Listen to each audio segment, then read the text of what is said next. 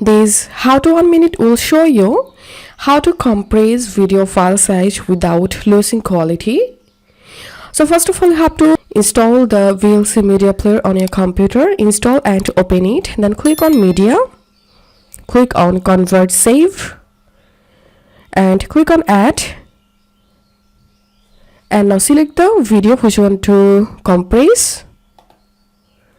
Click on convert save. And click on this profile drop down.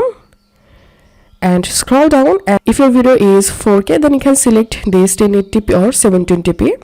So I'm gonna selecting here 720p, and then click on browse and select a folder to export the compressed file. Click on save.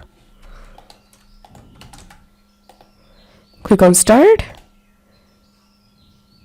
and I'm gonna opening my folder here, and this is the compressed video.